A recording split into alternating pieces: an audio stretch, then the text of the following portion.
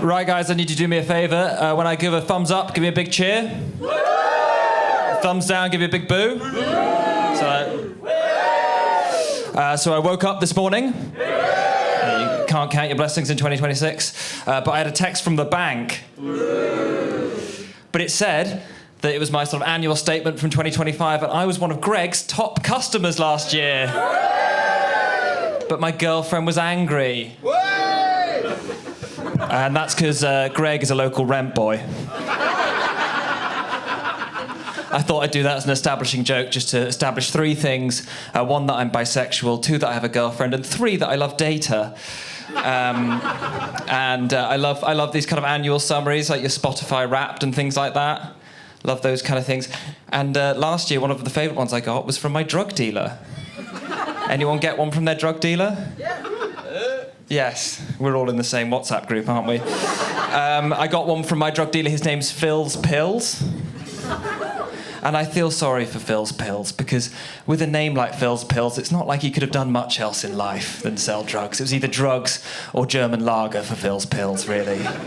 And he really nailed his kind of annual summary for me. He nailed that kind of, the kind of corporate lingo of it all. He was like, "You weren't afraid to hello and mellow last year. You picked up ketamine 7 times before midday. Paging Mr. Punctual, you did text me 15 times asking how far away I was." I mean, not a great time to find out over Christmas that you were sort of one of the top 3% of fans of cocaine last year. So it gives you too much to aim for next year, doesn't it? But I do love I love data, I love summaries like that. And my girlfriend knew that, and she bought me an Ancestry.com kit for Christmas. Anyone done one of those? Where you spit in a tube and you find out where you're from.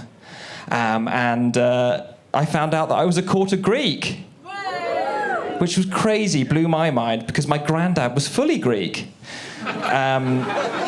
That's, of course, a joke. I always knew that I was Greek, and that's because I've got a hairy bumhole. And that feels very Greek to me. And last year was actually the year I decided to get rid of my hairy bumhole and go for a bumhole wax. Anyone been for a bumhole wax before? Yeah. Yes. There's one in every room.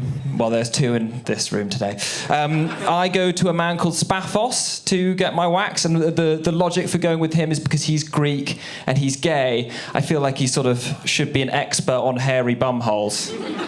And that was confirmed for me, because I went to Spaphos's flat, and he said, if you get up, he said, well, he's Greek, so he said, "Okay, darling, you get up on the dining table like this, and you sit like a dog at crafts."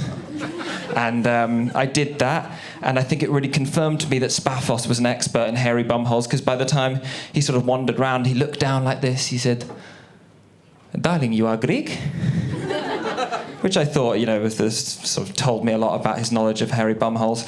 I said to him, "Yes, well, my granddad was Greek. I'm a quarter Greek." And he was very excited about this, Spaphos. And he said,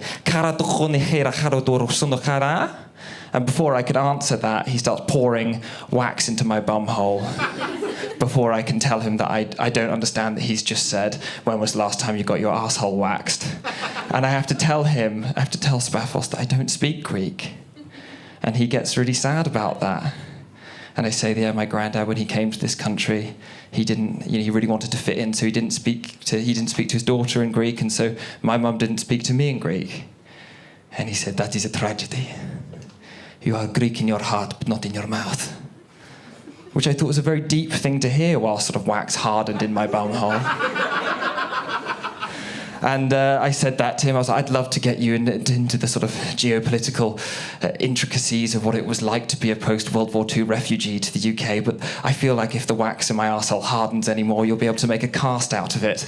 And so he then starts ripping away at my bumhole, and I start really, really finding it very painful. And I'm wondering why I'm doing it. And he sees that, and he comforts me. He says, "Don't worry, darling. Soon you will be a lovely smooth boy for your boyfriend." And I think if this guy doesn't like that I'm a quarter Greek, he's not going to like that I'm half gay. And I tell him, "No, I actually have a girlfriend. I'm bisexual, but I do have a girlfriend." And he says, I can't believe that. He says, "How can you be bisexual and have a girlfriend? Surely sometimes you go out and you give a blowjob just to scratch the itch."